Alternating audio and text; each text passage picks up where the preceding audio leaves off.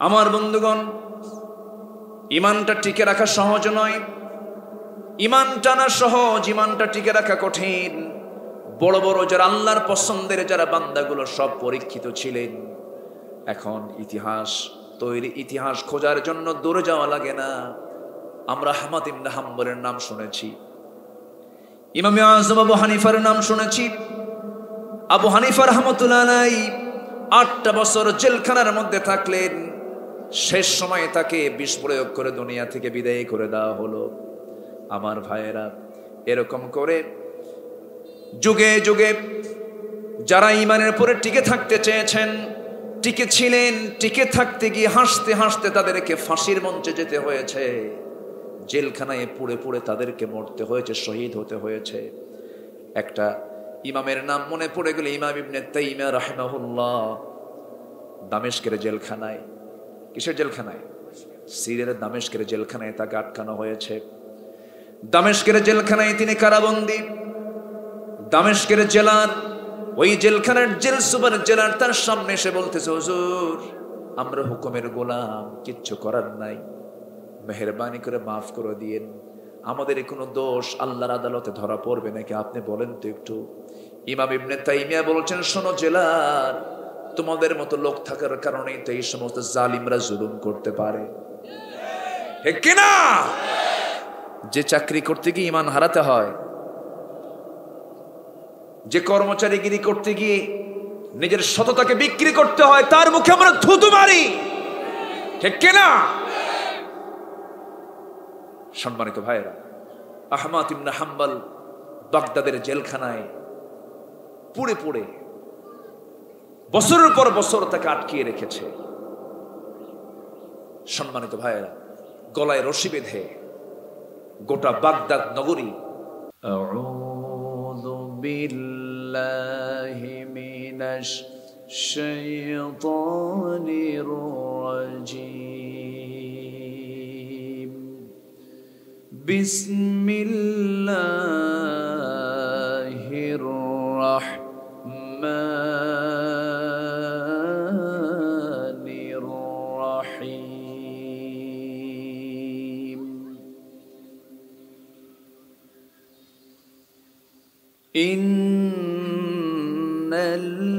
ইন্নাল্লাযীনা ইয়াকতুমুনা মা আনজালনা মিনাল বায়িনাত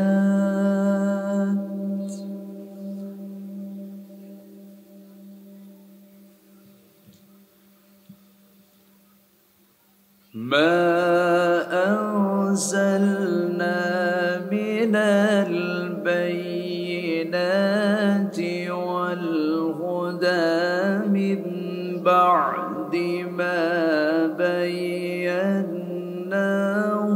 লিন-নাসি ফিল কিতাব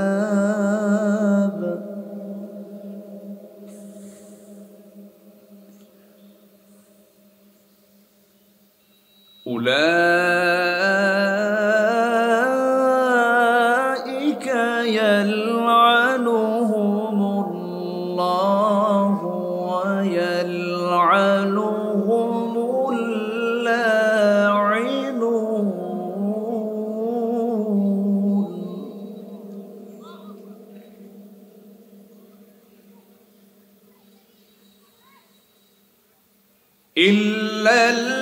ইল্লাল্লাযীনা তাবু ওয়া আসলাহু ওয়া বায়্যানু ফাউলাইকা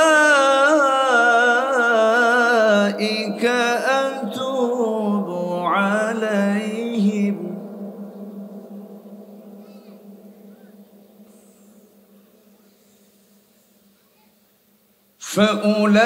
فأولئك أتوب عليهم وأنا التواب الرحيم.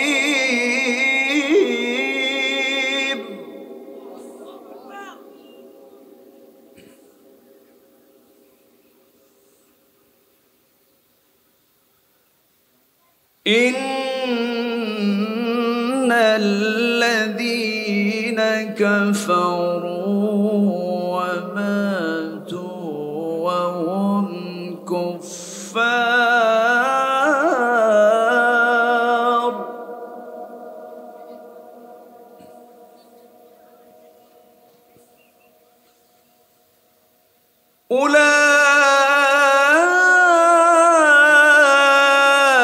أولئك عليهم لعنة الله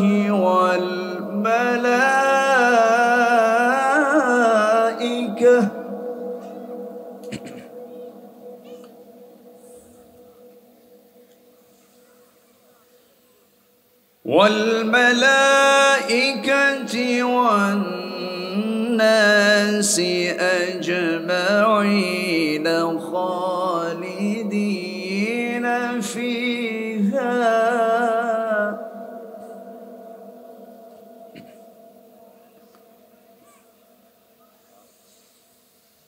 لا يخفف عنهم العذاب ولا هم ينظرون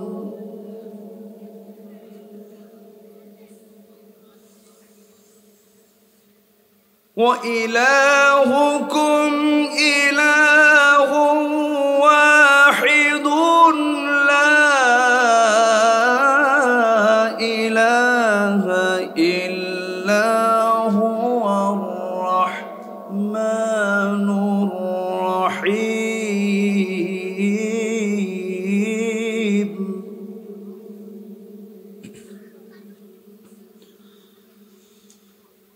الله أكبر بسم الله الرحمن الرحيم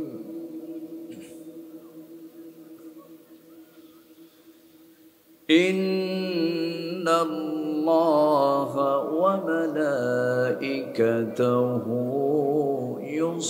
يصلون على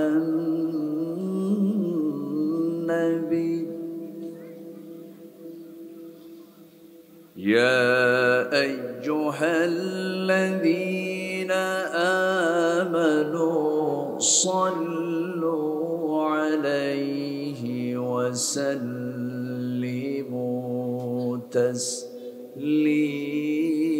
تسليما اللهم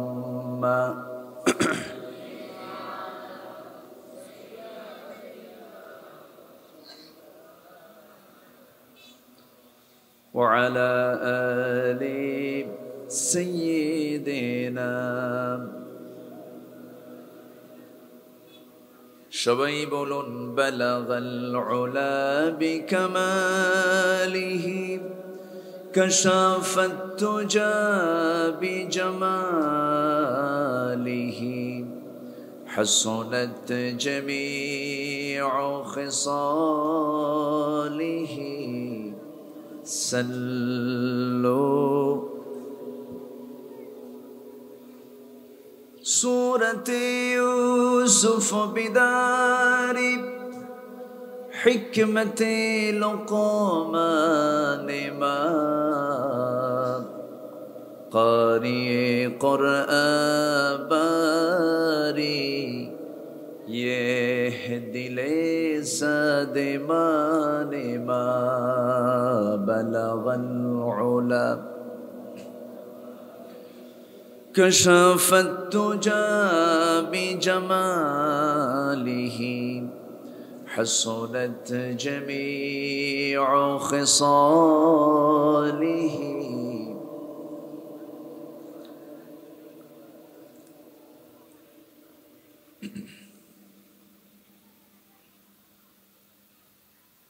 সমুদ্রের তীরবর্তী অঞ্চল চট্টগ্রাম জেলার বাঁশখালী উপজেলার পশ্চিম বড়ঘোনা ইসলামী সমাজ কল্যাণ পরিষদ কর্তৃক আয়োজিত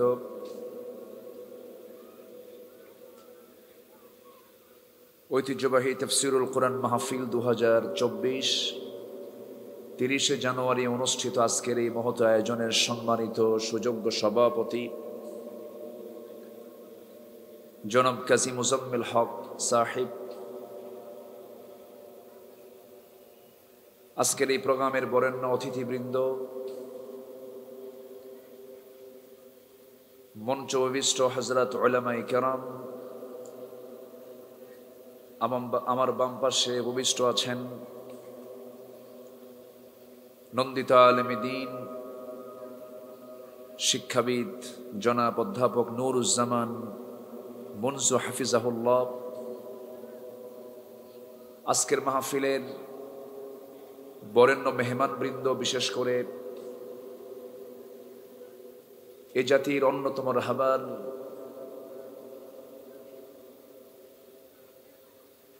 মুহতারাম আল্লামা তারিক মুনওয়ার হাফিজাহুল্লাহ। আজকের এই প্রোগ্রামের বরেণ্য মেহমান প্রথিতযশা আলেমে দ্বীন, ইসলামী আন্দোলনের অন্যতম সিপাহসালার, অকুতুভয় সৈনিক, আমার অত্যন্ত কাছের মুহতারাম মাওলানা মাহমুদুর রহমান দিলাওয়ার হাফিজাহুল্লাহ। উপস্থিত হযরত উলামায়ে কেরাম, ফদলায়ে ইজাম, সামনে উপস্থিত আজকের মাহফিলের প্রধান আকর্ষণ, যাদেরকে নিয়ে আজকের এই সাজানো গোছানো বর্ণাঢ্য আয়োজন, কালেমার ঝান্ডাবাহী, তাওহীদের পতাকাবাহী, দ্বীন ইসলামের নরসারদুল বীর মুজাহিদ, প্রাণ প্রিয় সম্মানিত দ্বীনি ভাইরা, আড়ালে বসে আছেন শ্রদ্ধেয়া সম্মানিতা মা বোনেরা। আলোচনার সূচনায় আনুষ্ঠানিকতার মধ্য দিয়ে আমার পক্ষ থেকে আবারও দিল খোলা সালাম, আসসালামু আলাইকুম ওয়া রাহমাতুল্লাহি ওয়া বারাকাতুহু।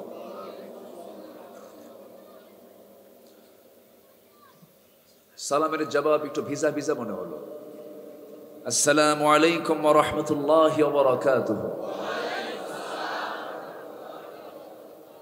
মনটা বেগুন কেন শোন? আমি ভালো আছি, গম আছি, আলহামদুলিল্লাহ। চেষ্টা করি, পারি না, ধরা খেয়ে যাই। এই সান্ধ্যকালীন সময়ে সকল ব্যস্ততা উপেক্ষা করে আমরা আসতে পেরেছি সুন্দর একটি জান্নাতের টুকরায়। যিনি আমাকে আপনাকে কবুল করে নিলেন, সেই মহান রবের শানে বলে উঠছি আলহামদুলিল্লাহ। আবারও বলছি আলহামদুলিল্লাহ। চিৎকার মেরে বলছি আল্লাহুম্মা ইন্নী আসআলুকা আল হুদা ওয়াত তুকা ওয়াল আফাফা ওয়াল গিনা। সবাই বলি আল্লাহুম্মা লাকা আসলামতু ওয়া বিকা আমানতু ওয়া আলাইকা তাওয়াক্কালতু ওয়া ইলাইকা আনাবতু ওয়া বিকা খাসামতু। আমরা আল্লাহ তাআলার শুকর আদায় করে নিলাম। সম্মানিত হাজিরিন, আমার অভ্যাস অনুযায়ী আমি আলোচনার সূচনায় কোরআনে কারীমের গুরুত্বপূর্ণ সর্ববৃহৎ 286টি আয়াত সম্বলিত একটি সূরা, মাদানী সূরার মাঝামাঝি 159, 60, 61, 62 এই কয়েকটা আয়াতে কারীম আমি তেলাওয়াত করেছি। তেলাওয়াতকৃত আয়াতগুলোকে সামনে রেখে সংক্ষিপ্ত কিছু সার, সংক্ষিপ্ত কিছু কথা আমি বলতে চাচ্ছি। ওয়ামা তাওফীকি ইল্লা বিল্লাহ আলাইহি তাওয়াক্কালতু ওয়া ইলাইহি উনীব। মহান রবের প্রতি পূর্ণ আস্থা এবং ভরসা রেখে চলুন আমরা সোজা আলোচনার দিকে চলে যাই। আলোচনায় আমার পূর্বে কথা বলেছেন আমার মুনজু ভাই, চমকপ্রদ আলোচনা তিনি করেছেন। আরো বরেণ্য মেহমান তারা কথা বলবেন, জোরে বলি ইনশাআল্লাহ। সম্মানিত হাজিরিন, আমি যে সূরা থেকে তেলাওয়াত করেছি এই সূরাটা মদিনায় নাজিল হয়েছে, 286টা আয়াতের মধ্যে আছে, যার শুরু হলো চ্যালেঞ্জ দিয়ে, শেষ হলো দোয়া দিয়ে। আব্দুল্লাহ ইবনে আব্বাস রাদিয়াল্লাহু তাআলা আনহু এই সূরাটা পড়েছেন দীর্ঘ একটানা 10 বছর, শেষ করতে পারেননি। বলা হলো আপনি এক সূরাই পড়েন, তো উনি বলছেন যে আমি তো 10 বছরও এটাকে আমি শেষ করতে পারিনি। এত গুরুত্বপূর্ণ একটা সূরা সূরাতুল বাকারা, যার মধ্যে ব্যক্তি জীবন থেকে শুরু করে নিয়ে মানব জীবনের গুরুত্বপূর্ণ দিকগুলো আল্লাহ তাআলা এই সূরার মধ্যে উপস্থাপন করেছেন। শুরুটা হয়েছে হলো চ্যালেঞ্জ দিয়া, কোরআন যে আল্লাহর কিতাব, এর মধ্যে যে কোনো ভুল নাই, এটাকে আল্লাহ তাআলা আগেই প্রথমেই বান্দাকে, বইটা নেওয়ার আগে, কিতাবটা নেওয়ার আগেই আল্লাহ তাআলা বান্দাকে ক্লিয়ার করে দিচ্ছেন যে এর মধ্যে কোনো ভুল নাই। এরকম কোনো বই কি পৃথিবীতে আছে? আর নাই। অনলি ওয়ান আল্লাহ তাআলার নাজিল করা এই কিতাবই এমন করে শুরু করা হয়েছে, পৃথিবীর কোনো বই এমন করে শুরু করা হয়নি। এবং শেষে হচ্ছে দোয়া দিয়ে। আল্লাহ রাব্বুল আলামিন শুরুটা করেছেন হলো যালিকাল কিতাবু লা রাইবা ফীহি হুদাল লিল মুত্তাকিন আল্লাযীনা ইউমিনুনা বিল গায়ব ওয়া ইউকিমুনাস সালাতা ওয়া মিম্মা রাযাকনাহুম ইউনফিকুন। শেষ করলেন কি দিয়া? ربنا ولا تحمل علينا إصرا كما حملته على الذين من قبلنا ربنا ولا تحملنا ما لا طاقة لنا به واعف عنا واغفر لنا وارحمنا أنت مولانا فانصرنا على القوم الكافرين। জোরে বলুন আল্লাহু আকবার। এর মাঝে আল্লাহ রাব্বুল আলামিন বহু কথা বলেছেন। এর মাঝ আয়াত, এর ঠিক মাঝখানে আল্লাহ রাব্বুল আলামিন কোন আয়াতটা সেট করেছেন? এই সূরাটা হলো 286টা আয়াত সম্বলিত সূরা। 286 এর অর্ধেক কত হয়? অর্ধেক কত? হ্যাঁ, কি রাগ করতেছেন নাকি আপনারা? হুজুর শুনতে আসলাম ওয়াজ, আবার অঙ্ক শিখান কেন? এরকম চিন্তা করতেছেন নাকি? অঙ্ক শেখা দরকার। দুনিয়াতে অঙ্ক যার ঠিক থাকবে, আখিরাতে তার জান্নাতও ঠিক থাকবে। তাআল্লামুল ফারাইদা ফাইন্নাহা নিসফুল ইলম। ফারায়েজের জ্ঞান অর্জন করো, অঙ্কের জ্ঞান অর্জন করো, এটা হচ্ছে সমস্ত ইলমের অর্ধেক। এই জন্য অঙ্ক জানার দরকার আছে না নাই? আছে। 286 অর্ধেক কত? 143। কোরআন যে আল্লাহর কিতাব, আমার তো সময় খুব অল্প, জাস্ট একটা দুইটা এক্সাম্পল দিয়ে আমি আমার মূল ধারায় চলে যাচ্ছি। এর মাঝখানে 143 নম্বর আয়াত আল্লাহ তাআলা কোন আয়াতটা সেট করেছেন এটা মাথায় রাখবো আমরা। কোরআনের প্রত্যেকটা আয়াত আল্লাহ তাআলা মিলিয়ে দিয়েছেন তার অর্থের সঙ্গে, সেট করে সংখ্যা তথ্যের এক অপূর্ব সমন্বয় ঘটিয়ে আল্লাহ তাআলা কোরআনটা সুন্দর করে সাজিয়ে দিয়েছেন মানবতার জন্য। জোরে বলি সুবহানাল্লাহ। অন্য বই পড়লে একরকম মনে হয়, সারা জীবন অন্য বই অন্য কিতাবগুলো যার পড়ার অভ্যাস আছে, কোরআন পড়তে আসলে নতুন করে তার কাছে একটু এলোমেলো মনে হবে। এটা হচ্ছে কোরআনের স্বতন্ত্র দিক। যখন সে মজা পেয়ে যাবে তখন তার কাছে মনে হবে পৃথিবীর সব বই এলোমেলো, এটাই সাজানো গোছানো। বলি আলহামদুলিল্লাহ। এর মাঝখানের আয়াতটা কি 143 নম্বর আয়াত? আল্লাহ রাব্বুল আলামিন কোন আয়াতটা সেট করেছেন? وَكَذَلِكَ جَعَلْنَاكُمْ أُمَّةً وَسَطًا لِتَكُونُوا شُهَدَاءَ عَلَى النَّاسِ। জোরে বলুন আল্লাহু আকবার। আমি আল্লাহ রাব্বুল আলামিন এমনই করে আমি তোমাদেরকে মধ্যম জাতি করে এই দুনিয়াতে পাঠিয়ে দিয়েছি। মধ্যম জাতি হলাম আমরা। আল্লাহ তাআলা আয়াতটা সেট করেছেন শেষে, শুরুতে না মাঝখানে? মধ্যমে আল্লাহ তাআলা আয়াতটা সেট করেছেন। আয়াতের সঙ্গে সেটিং এর সঙ্গে অর্থের মিল রেখেছেন। আল্লাহ রাব্বুল আলামিন সূরা ইউসুফের ভিতর আল্লাহ রাব্বুল আলামিন একটা আয়াত দিয়েছেন।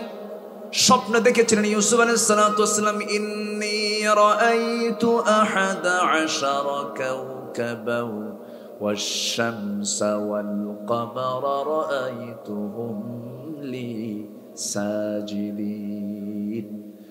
ও আমার আব্বা, স্বপ্নের মধ্যে আমি দেখতে পেলাম 11টা নক্ষত্র এবং চন্দ্র সূর্য আমাকে সেজদা দিচ্ছে, এমন স্বপ্নের কথা যখন সাইয়েদনা ইউসুফ আলাইহিস সালাম তার বাবার সামনে যখন প্রেজেন্ট করলেন, ইন্নী রাআইতু আহাদা আশারা কাওকাবা, এই পর্যন্ত ইন্নী রাআইতু আহাদা আশারা কাওকাবা, এই বাক্যের মধ্যে যতগুলো নক্তা আছে নক্তার সংখ্যা 11টা, এবং সেখানে আল্লাহ তাআলা 11টা নক্ষত্রের কথাই বলেছেন, নক্তার সঙ্গে নক্ষত্রের সংখ্যারও মিল হয়ে গেছে। জোরে বলি সুবহানাল্লাহ।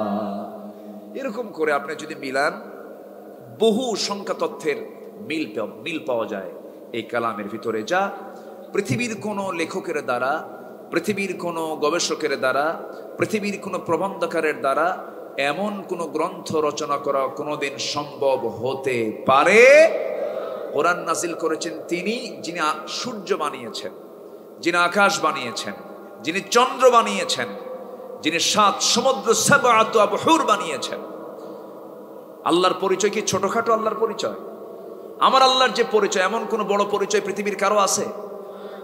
আমার আল্লাহর পরিচয় হলো তাবারাকাল্লাযী জাআলা ফিস সামাই বুরুজান ওয়া জাআলা ফিহা সিরাজান ওয়া কমারান মুনীরা। আমার আল্লাহর পরিচয় হলো তাবারাকাল্লাযী বিয়াদিহিল মুলকু ওয়া হুয়া আলা কুল্লি শাইইন কাদির। আমার আল্লাহর পরিচয় হলো ওয়াসিআ কুরসিয়ুহুস সামাওয়াতি ওয়াল আরদ ওয়া লা ইয়াউদুহু হিফযুহুমা ওয়া হুয়াল আলিয়্যুল আযীম। জোরে বলুন আল্লাহু আকবার। এমন পরিচয় পৃথিবীর কেউ দিতে পারবে না। আমার আল্লাহর পরিচয় তো সেই আল্লাহ যিনি সাব্বিহ ইসমা রাব্বিকাল আ'লা আল্লাযী খালাকা ফাসাওয়া ওয়াল্লাযী কদ্দারা ফাহাদা ওয়াল্লাযী আখরাজাল মারআ ফাজআলাহু গুসাআন আহওয়া। আমার আল্লাহ শুধু উপরে না সবার উপরে? শুধু উপরে না সবার উপরে? কত বড় তিনি আছেন, তিনি কত বড়, কত মহান। আল্লাহকে চিনলে বান্দার আর কাউকে চেনার প্রয়োজন হয় না। যে বান্দা আল্লাহকে চিনতে পেরেছে তার সব জানা হয়ে গেছে। সবার আগে আমরা জানবো আল্লাহ তাআলাকে। আমার আল্লাহ কত পড়ে, আমরা যেখানে বসে আছি ঠিক এই জায়গা থেকে আমার আল্লাহ কত দূরে তিনি আছেন। আর রহমানু আলাল আরশিস্তাওয়া, আরশ আজিমে তিনি সমাসীন আছেন। ফিস সামাঈদ দুনিয়া, দুনিয়ার আকাশে তিনি প্রত্যেক রাতের বেলা আসেন, মাঝ রাতের দিকে আসেন, তাহাজ্জুদের সময় আসেন। আলা মিন মুস্তাগফিরিন ফাগফির আলাহ, ক্ষমা করার জন্য তিনি আসেন। 7 আকাশ পেরিয়ে প্রথম আসমানে তিনি চলে আসেন। এই সপ্তম আকাশের উপরে আরশে আজিম। আমরা যেখানে বসে আছি চট্টগ্রামের বাঁশখালী উপজেলার বড় ঘোনার একটা প্রত্যন্ত অঞ্চলে আমরা এখানে বসে আছি। এখান থেকে আমরা যদি ঠিক মাথার উপরে দেখতে যাই, রাতের বেলা চাঁদ দেখবো, দিনের বেলা সূর্য দেখবো। রাতের বেলা চাঁদের পিছনে অসংখ্য নক্ষত্ররা যেগুলো দেখবো, বিশাল একটা নীল আকাশ দেখতে পাবে, এতটুকু আমাদের চোখের পাওয়ার। কিন্তু এই যে আমরা চাঁদ দেখি, চাঁদের দেশে মানুষ গেছে। সূর্য দেখি, সূর্যের দেশে মানুষ যায় নাই। মঙ্গল গ্রহে মানুষ গেছে, সফর করেছে মঙ্গল গ্রহ, সফর করেছে চাঁদের দেশ। মানুষ যদি মনে করে চাঁদ দেখলাম, মঙ্গল গ্রহ দেখলাম, একটু দেখবো আমরা নক্ষত্র, সূর্যের কাছে তো যাওয়া সম্ভব নয়। এই যে নক্ষত্রগুলো মহাশূন্য আল্লাহ রাব্বুল আলামিন ঝুলায় রেখেছেন, একটা দুইটা নক্ষত্র নয়, আড্রা। একটা তারকা আছে, একটা তারকা আড্রা। যে তারকা, একটা তারকা বেটেল জুইস, যে তারকার আল্লাহ তাআলা এত বড় তারকা বানায়া দিয়েছেন, যে তারকার বড়ত্বের বর্ণনা করতে গেলে এই যে সূর্য আমরা দেখতে পাই, এই সূর্য যত বড়, এই পৃথিবী থেকে সূর্যের পরিমাণ বিজ্ঞান বলতেছে 13 লক্ষ গুণ বড়। ওই সূর্যের চাইতে আল্লাহ রাব্বুল আলামিন ওই তারকাকে এত বড় করে দিয়েছেন যে ওই সূর্যটা, তার ওই সূর্যের চাইতে তারকাটা আল্লাহ রাব্বুল আলামিন 33 কোটি গুণ বড় করে দিয়েছেন। জোরে বলি সুবহানাল্লাহ। মাইক প্রবলেম ঠিক রাখেন? হ্যাঁ আমার বন্ধুগণ, তাহলে 33 কোটি গুণ যদি একটা তারকা বড় হয়, সুপারনোভা, আড্রা, প্রক্সিমা সেন্ট্রাই, অসংখ্য তারকা আছে। এর ব্ল্যাক হোল আছে, এর গ্যালাক্সি আছে। আল্লাহ রাব্বুল আলামিন এক একটা তারকা যদি এত বড় করেন, এই একটা তারকার সবচেয়ে নিম্ন একটা তারকা, সবচেয়ে কাছের একটা তারকা, পৃথিবীর সবচেয়ে কাছের এলাকার একটা তারকা আছে, তার নাম হলো প্রক্সিমা সেন্ট্রাই।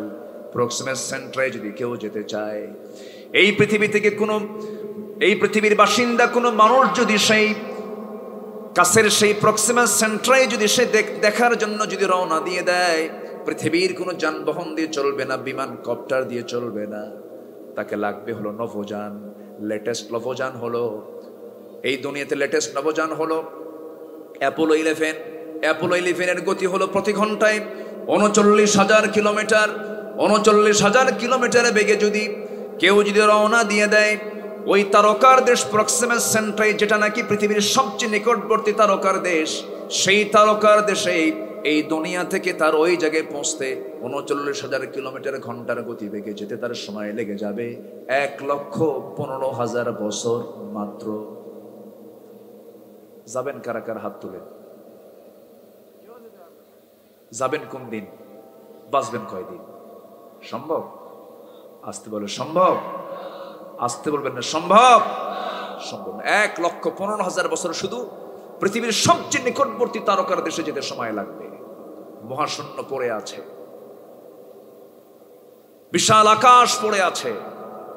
এই আকাশের চাইতেও কোটি কোটি গুণ দ্বিতীয় আকাশ বড়, তার চেয়ে বড় তৃতীয় আকাশ মহাশূন্য। 7টা আকাশের উপরে হচ্ছে আমার আল্লাহ তাআলা আরশ আজিম। যেরকম সুবহানাল্লাহ।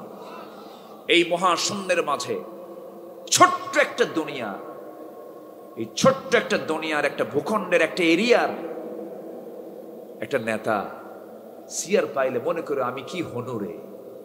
তুমি কিছুই হও নাই, তুমি কিচ্ছু হতে পারো নাই, তুমি আল্লাহকে চেনো নাই বলোই তুমি নিজেকে বিশাল কিছু মনে করো।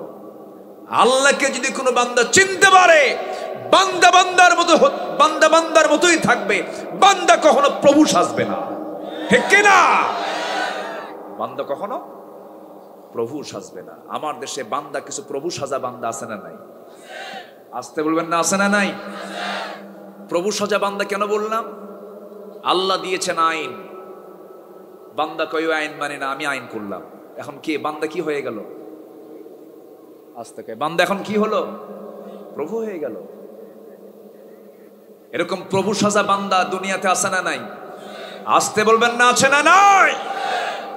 লা ইলাহা ইল্লাল্লাহ, কোন ইলাহা নাই, কোন আইনদাতা নাই, কোন বিধানদাতা নাই, কে ছাড়া? আল্লাহ ছাড়া। কিন্তু বান্দা প্রভু সেজে বলল না, ওই আইন মানি না, আমি আইন তৈরি করলাম। আনা রব্বুকুমুল আ'লা। এই কথাটা কার? ফেরাউন তো বলেছিল আমি প্রভু, বলেছিল না? বলেছিল। এরকম প্রভু এখন হয়তো বলে না এরকম কইরা, কিন্তু কর্মে, তার চিন্তায়, তার গবেষণায় প্রভু সাজার ভাব আছে না নাই?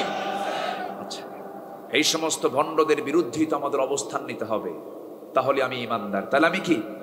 ইমানদার। আয়াতকে কখনো গোপন করার সুযোগ নাই। আসুন আমরা এখন লাইনে একটু উঠি, এটা মিলায় নেই। আমরা যে কোরআন নিয়ে বসেছি, এই কোরআন কিন্তু একদিন আমার সাক্ষী হবে। আমার কি হবে? সাক্ষী। আমরা কি পক্ষে নিতে চাই না বিপক্ষে নিতে চাই? বলেন, আমরা কোরআনের সাক্ষীটা নিতে চাই পক্ষে না বিপক্ষে? পক্ষে। পক্ষে যদি নিতে চাই তাহলে আমাদের কাজ করতে হবে কোরআনের বিপক্ষে না পক্ষে? তাহলে কোরআনের পক্ষে আমাদের কাজ করলেই কোরআন আমাদের পক্ষে সাক্ষী দেবে। আর কোরআনের যদি বিপক্ষে কাজ করি, আমাদের বিপক্ষে কোরআন সাক্ষী দেবে। আল কুরআন হুজ্জাতুল লাকা আও আলাইকা। কোরআন তোমার পক্ষে সাক্ষী হয়ে দাঁড়াবে সেদিন, না হয় বিপক্ষে সাক্ষী হয়ে দাঁড়াবে সেদিন। যে কোনো একটা সাইডে কোরআন চলে যাবে। তাহলে দুনিয়াতে যদি আমি কোরআনের দল না করে, ইসলামী দল না করে, ইসলামী নেতৃত্ব না মেনে, কোরআন সুন্নাহর বিধানকে বিশ্বাস না করে আমি যদি দুনিয়া থেকে বিদায় হই, কোরআন কি আমার পক্ষে যাবে? কোরআন কি আমার পক্ষে যাবে? যদি হজ করি, দেখেন আসতে কয়, এখন কোনো আওয়াজ নেই। যদি হজ করি, বলেন বলেন, যদি হজ করি, যদি নামাজ পড়ে পড়ে কপাল কালো বানাই, ওয়াইন সামা ওয়া সাল্লা আন্নাহু জাআমা মুসলিম, সে যদি নামাজও পড়ে, রোজাও রাখে এবং দাবি করে আমি মুসলমান, তবুও তার সমস্ত ইবাদত বানচাল করে দিবেন তিনি কে? আগে ঈমানটা ঠিক করতে হবে, বিশ্বাসকে আগে গাঢ় করতে হবে। তুমি মনে মনে ভাবো আল্লাহর আইন আজকের সমাজ চলতে পারে না, প্রেজেন্ট সোসাইটিকে চালানোর জন্য আল্লাহর কোরআনের এই বিধানগুলো এখন অচল, এমন চিন্তা লালন করবেন আর আপনি ভাবতেছেন আমি আল্লাহর প্রিয় বান্দা, এমন হওয়ার কোনো সুযোগ ইসলামে নাই। অনেক রেফারেন্স ছিল, সময় তো অল্প। আল্লাহ তাআলা লা ইউকবালা মিনহু বলেছেন, কোনো কিছুই তার কবুল করা হবে না। আমার বন্ধুগণ, সেই দিন কোরআন আমার জন্য সাক্ষী হয়ে দাঁড়াবি। একটা গুরুত্বপূর্ণ কথা বললাম। নাম্বার 2 হলো পৃথিবীর সেরা মানুষ, আমার লিডার, আমার মহান আদর্শ জনাবে মুহাম্মদুর রাসূলুল্লাহ সাল্লাল্লাহু আলাইহি ওয়াসাল্লাম সেদিন আল্লাহর আদালতে গিয়া আমার বিরুদ্ধে মামলা দিবেন। কখন মামলা দিবেন? যখন আমি কোরআনকে মানব না, কোরআনকে আমি পরিত্যক্ত রাখবো, কোরআনকে আমি দূরে সরিয়ে রাখবো আমার জীবন থেকে। আল্লাহ তাআলা 2 আয়াতে 2 প্রকার কথা বলেছেন। আল্লাহ নিজেই বলছেন এক জায়গায়, ওয়ামান আ'রাদা আন যিকরি ফাইন্না লাহু মাঈশাতান দানকা ওয়া নাহশুরুহু ইয়াওমাল কিয়ামাতি আ'মা। কোরআন থেকে যে নিজেকে গুটিয়ে রাখবে, দুনিয়ার জীবনটাকে আমি তার জন্য সংকীর্ণ করে দেব, শান্তি সে পাবে না। কোটি কোটি টাকার মালিক হবে, মিল ইন্ডাস্ট্রিজ থাকবে, কিন্তু শান্তির মতো যে একটা বড় নিয়ামত, তা থেকে সে বঞ্চিত হয়ে যাবে, খেতে পারবে না। শহরের মানুষ বেশি খায় না গ্রামের মানুষ বেশি খায়? ভালো করে বলেন, শহরের মানুষ বেশি খায় না গ্রামের মানুষ বেশি খায়? শহরের মানুষ খায় হলো ফাঁকিবাজি প্লেটে, যে প্লেটের তলা নাই, ফ্ল্যাট, যার কি তলা নাই, এমন জাতীয় প্লেটে বসে শহরের মানুষ বসতে নিয়ে তখন আবার চার্ট নিয়ে বসে যে রুটি হলো এত গ্রাম, মিষ্টি নট অ্যালাউ, 2টা আঙ্গুরের বেশি 3টা খেলেই সমস্যা, এত গ্রাম করে হিসাব করে করে কোনো মতো খায়। 1000 কোটি টাকার মালিক, আল্লাহ বলতেছে তোর জন্য এত গ্রাম বরাদ্দ। আর গ্রামের মানুষ কি এরকম প্লেট নিয়ে বসে না, না গামলা নিয়ে বসে? এটাকে গামলা কয় না? আমি মুখস্থ করছি তো, গামলা নিয়ে বসে। 1 কেজি চাউল মেরে দেয়, খাওয়ার পরে যখন বলা হয় খাইছো কেমন, আরো তো লাগতো আমার, 1 কেজি কিন্তু খাইছো অটোমেটিক। তাহলে রিজিক নিয়ামত, এটা কার হাতে? আসতে বলবেন না, কার হাতে? আল্লাহর হাতে। অনেক অসচ্ছল ফ্যামিলি থেকে সুসন্তান তৈরি হয়, আল্লাহওয়ালা পরহেজগার সন্তান তৈরি হয়। বাপমার কত আদব আখলাক, তারা বাপমার প্রতি আদব আখলাক নিয়ে চলে, সুন্দর তাদের মুআমেলাত। 1000 কোটি টাকার মালিক, ছেলেগুলো ইয়াবা খায়, গাঁজা খায়, সিট হয়ে পড়ে থাকে, বউ আরেক জায়গায় লাইন মারে। সুখ আছে? আসতে বলবেন না, সুখ আছে? সুখ নেই। সুখ দেওয়ার মালিককে, আর সেই সুখটা দেওয়ার জন্য জিকির করতে হবে কার? আর এই জিকির নামক কিতাবকে ফলো করার দরকার আছে না নেই বলেন তো? এক জায়গায় না সব জায়গায়। কোরআন দিয়ে পরিবারের সকল সদস্য দিন শুরু করবে, শয়তান ওই বাড়িতে ওয়াসওয়াসা দিতে পারবে না। যেরকম সুবহানাল্লাহ, ওয়ানুনাজ্জিলু মিনাল কুরআনি মা হুয়া শিফাউ ওয়া রাহমাহ। আমার বন্ধুগণ, সেই দিন আমার রাসূল, কোরআন তো বিপক্ষে দাঁড়াবে, পক্ষে দাঁড়াবে। সেই দিন আমার রাসূল পর্যন্ত কি বলবেন? ক্বালার রাসূল ইয়া রাব ইন্না কওমি ইত্তাখাযু হাযাল কুরআনা মাহজুরা। সূরাতুল ফুরকান আয়াত নাম্বার 30। আল্লাহ রাব্বুল আলামিন সেই দিন রাসূলকে বলবেন, রাসূল নিজে বলবেন, হে আমার রব, হে আমার প্রভু, আমার কওমরা কোরআন থেকে নিজেকে গুটিয়ে রেখেছে, কোরআনটাকে পরিত্যক্ত করে রেখেছে। সেই দিন তার বিরুদ্ধে মামলা দায়ের করা হবে। সেই সমস্ত নেতার বিরুদ্ধে, যে সমস্ত নেতাগুলো কোরআন দিয়ে রাষ্ট্র চালায় নাই, এমন নেতা তো বাংলাদেশে নাই। আসতে বলে, আসতে বলবেন না, আছে না? নাই। আচ্ছা, যুবকরা আজকের মাহফিলে বেশি আসছো, ইয়াং যারা আসছো, একটু কান পেতে শোনো, একটু কানটা একটু খাড়া করে শোনো। দিলের চোখটা একটু খুলে দিয়ে তোমরা একটু শোনো আমার কথাগুলো, একটু দেখো কোরআন কি বলে। ইয়াউমা নাদউ কুল্লা উনাসিম বিইমামিহিম, সেদিন প্রত্যেক মানুষকে তার নেতা সহ ডাকা হবে। এটা কি মোল্লার কথা না আল্লাহর কথা? এই বক্তব্য দিয়েছেন কে? তাহলে কোরআন তাদের বিরুদ্ধে যাবে এবং রাসূল তাদের বিরুদ্ধে মামলা দিবেন যে সমস্ত নেতাগুলো রাষ্ট্র চালাইছে কোরআন ছাড়া। তাহলে সেই নেতৃত্ব মানলে বলেন বিপদ না নিরাপদ? নিরাপদ না বিপদ? বিপদ। নেতৃত্ব মানতে গেলে আগে চিন্তার দরকার না আগে নেতৃত্ব মানা দরকার? বলেন বলেন, মানার দরকার না চিন্তার দরকার? চিন্তাশীল ছাড়া বান্দা জান্নাত পাবে না। চিন্তাশীল ছাড়া বান্দা জান্নাত পাবে না, চিন্তাশীল হতে হবে। মূর্খের জন্য জান্নাত নাই। কথাটা হয়তো খুব শক্ত করে বললাম, এর জন্য মাস্টার্স ডিগ্রি লাগে না, কামেল পাশও লাগে না। হালাল এবং হারামের জ্ঞান দরকার। অন্তত কোন আলেম হক কথা বলে এতটুকু ন্যূনতম জ্ঞান সবার জন্য জানা দরকার।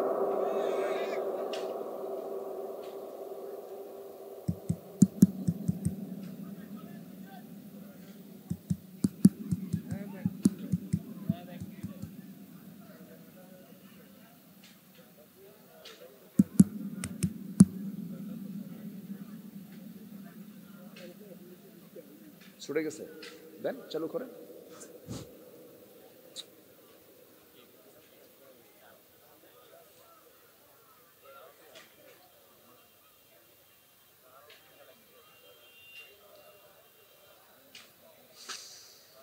কত বড় বিপদ, মারাত্মক বিপদ না এটা? যে আমরা লাইনটা আমরা ফেরত পেয়েছি, বলি আলহামদুলিল্লাহ। বেশি জোরে বলার দরকার না, আবার যেতেও পারে। কই ঠিক হয়েছে? হ্যাঁ জি, বলি আলহামদুলিল্লাহ। সম্মানিত ভাইয়েরা, যান্ত্রিক ত্রুটির কারণে একটু বিঘ্নতা আসলো। আমি বিশেষ করে মাইক ডিপার্টমেন্টে যিনি আছেন, সাউন্ড ডিপার্টমেন্টে খুব সাবধান থাকতে হবে যেন এই প্রবলেমগুলো ঘন ঘন না হয়, আলোচনার ছন্দপতন হয়, সৌন্দর্য হারিয়ে যায়। আবার গেল, সৌন্দর্য কিন্তু হারিয়ে যায়। এই বিষয়গুলো একটু খেয়াল করার চেষ্টা করেন। একটু জিকির করি লা ইলাহা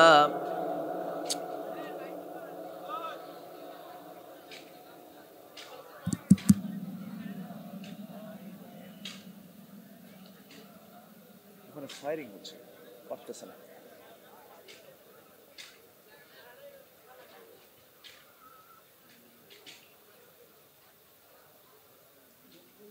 চলে আসছে আমার প্রচারণা মাগি পরে গেছে না,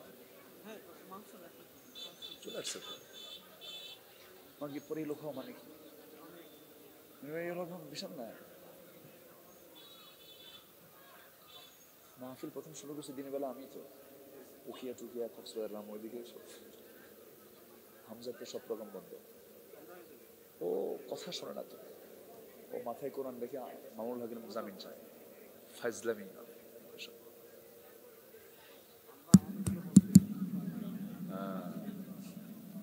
হ্যাকমতের খেলাফ। এখন আমাদের গুলো বন্ধ করবে, বন্ধ করবি তো, বন্ধ হতো না এগুলো, ওর জন্য বন্ধ হচ্ছে।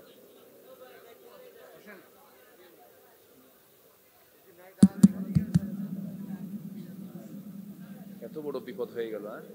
আমি এটা সাজাবো কেমন এখন আলোচনা? এই আলোচনা সাজানো যায়? হ্যাঁ, কেবল স্লোগান শুরু করবো, নেতার দিকে গেছি কেবল। হ্যাঁ, কেবল নেতার দিকে গেছি।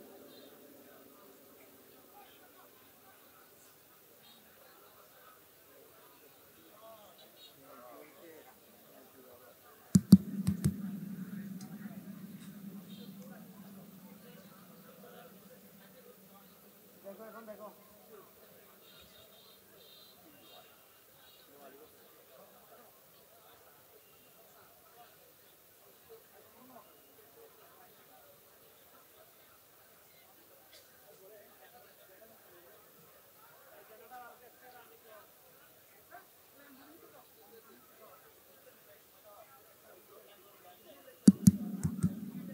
দেবে আজান, বুঝলেন? এখন দেবে আজান, বলবো যে আপনি দেরি করেন, বসেন।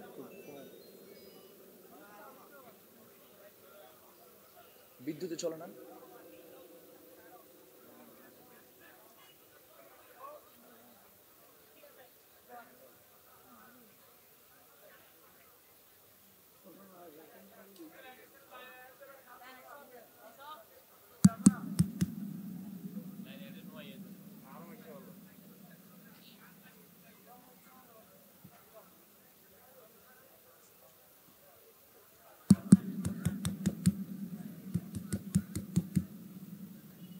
জি, ভয় ভয় তো লাগে, এগুলো আবার শর্টকাট হবে না তো।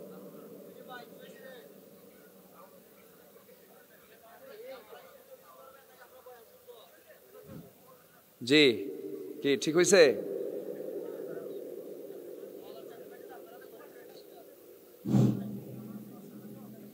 জি, হয়েছে তো নাকি? হ্যাঁ, জেনারেটর নষ্ট হয়েছিল, এখন কি, এখন কিসে চলে? জি, বলি আলহামদুলিল্লাহ, জোরে বলি আলহামদুলিল্লাহ।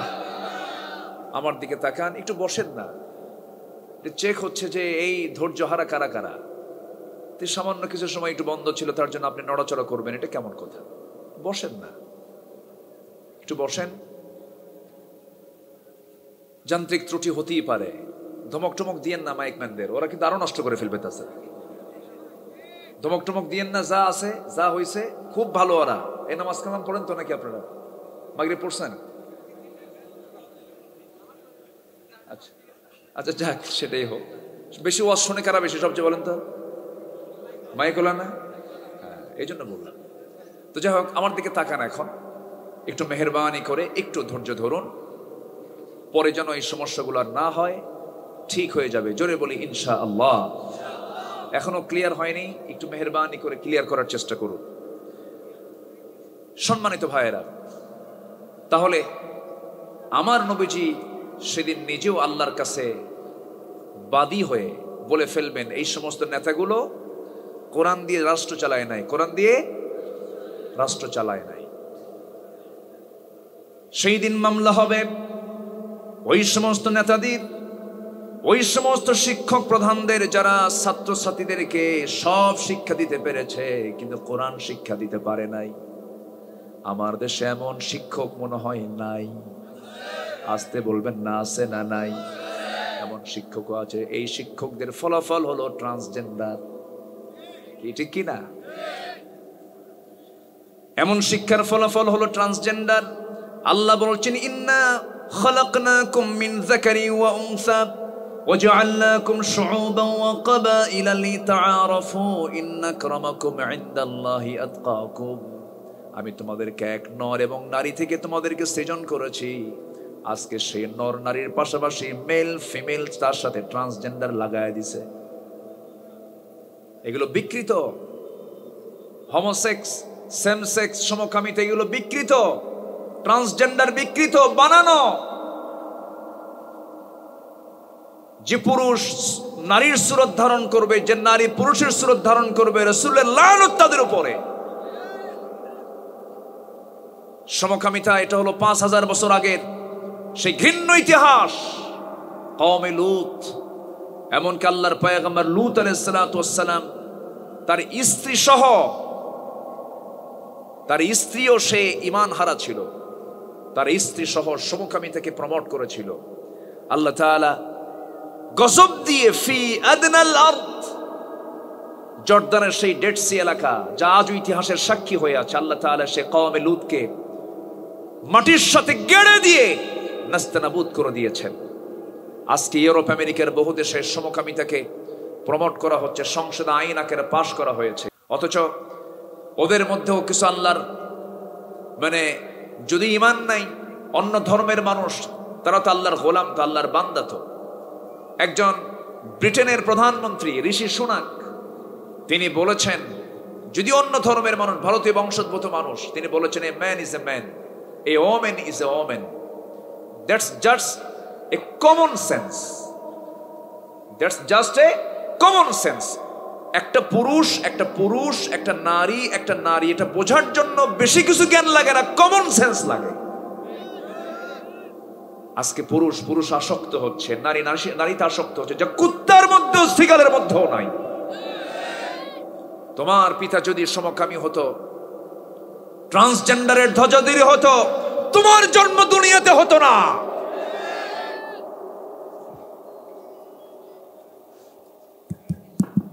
যে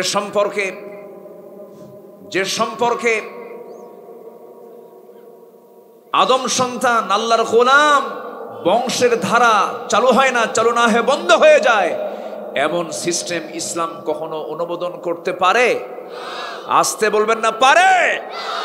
শুধু যৌন চরিতার্থ উদ্দেশ্যে আল্লাহ তাআলা এই সম্পর্ক দেননি।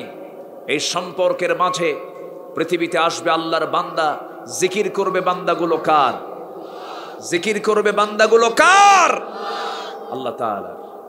সম্মানিত ভাইয়েরা, সম্মানিত বন্ধুগণ, এটি একটা আলোচিত ইস্যু। আজকে আমার দেশের শিক্ষা সিলেবাসে এটাকে ইনক্লুড করা হয়েছিল ক্লাস 7-এ, আবার ক্লাস 10-এর সিলেবাসে সামাজিক বিজ্ঞান বইয়ের ভিতরে, সেখানে মুসলিম স্বাধীন ভূখণ্ড, বৈধ ভূখণ্ড, ফিলিস্তিনের মানচিত্র না দিয়ে সেখানে ইসরায়েলের মানচিত্র ঢুকানো হয়েছে। মুসলমান,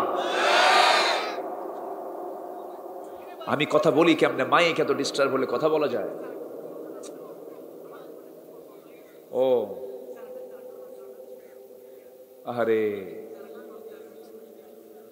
একটু জিকির করেন, লা ইলাহা,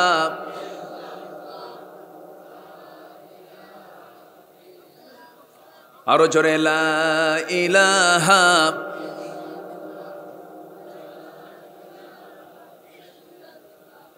আরো জোরে, সুবহানাল্লাহ।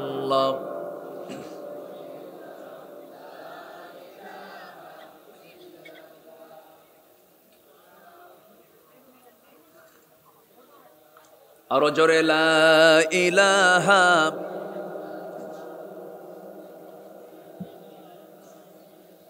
লা ইলাহা,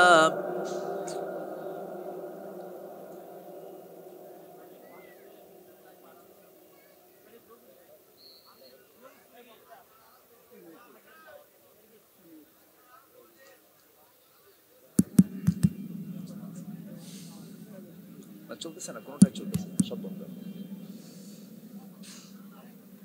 অন্য কেউ হলে চলে যেতে হবে।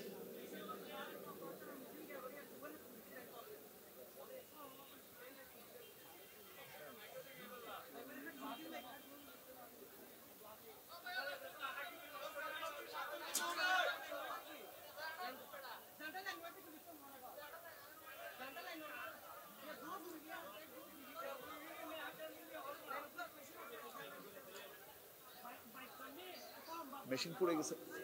হ্যাঁ, কটা?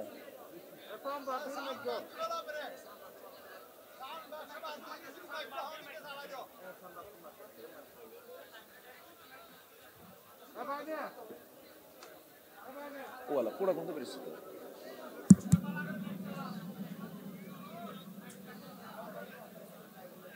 বাজার করবো সেদিন বৃষ্টি, আজকে পাইক দাওয়াত গুলো।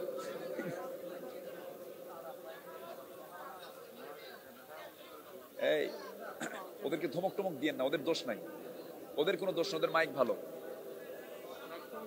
ওদের ওখানে সমস্যা।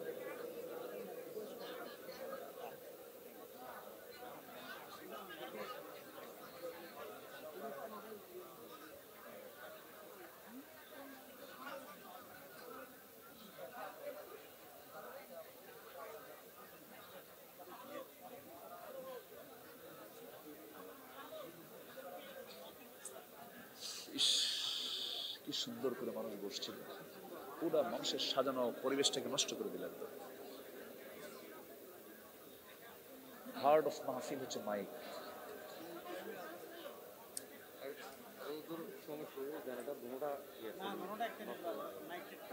মাইকের কেন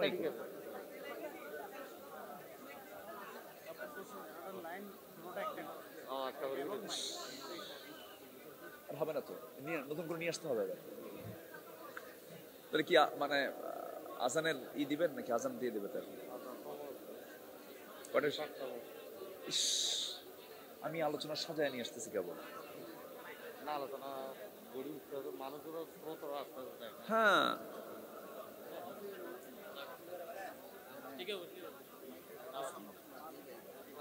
এখন ঈশার নামাজের আজান দিবে, বলেন এখন আজান শুনলে তো মানুষের এদিকে আসবে না। যখন শুনতো যে এখানে আওয়াজ হচ্ছে তখন চলে আসতো, এই আজান দিচ্ছে মনে হয়, আজান শুরু হয়ে গেছে, এই আজান শুরু হয়ে গেছে, দেখছেন? ভালো থাকি কি আমরা, এগুলো কি করছেন আপনারা? এত কষ্ট করে আসলাম,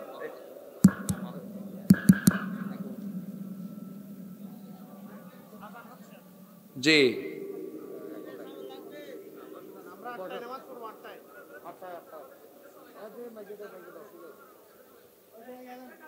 জি, দুইটা মেশিন অলরেডি পুড়ে গেছে, এটা শর্ট সার্কিটের কারণে। কি করবেন, এখন তো কিছু করার নাই, যান্ত্রিক এটা প্রবলেম হতেই পারে। আমরা ক্ষিপ্রতা না দেখিয়ে যা হয়েছে আমরা এটাকে আমরা লম্বার করব না, সামনে যে আরো যে প্রোগ্রাম সূচিগুলো আছে এটা যেন ঠিকঠাক থাকে। আল্লাহ রাব্বুল আলামিন সবাইকে ধৈর্য ধরার তৌফিক দান করুন। জোরে বলি আল্লাহুম্মা আমিন, আরো জোরে আল্লাহুম্মা আমিন। সম্মানিত ভাইয়েরা, সম্মানিত বন্ধুগণ, তাহলে সেদিন শিক্ষকের বিরুদ্ধে মামলা হবে। কোন শিক্ষক? যারা কোরআন শিখায় নাই। কোন নেতা? যারা কোরআন দিয়ে সমাজ চালায়নি। কোন পিতামাতা? যে পিতামাতা সন্তানকে সব শিখাতে পেরেছে, ওই সে শিক্ষা কোরআন শিখাতে পারেন নাই।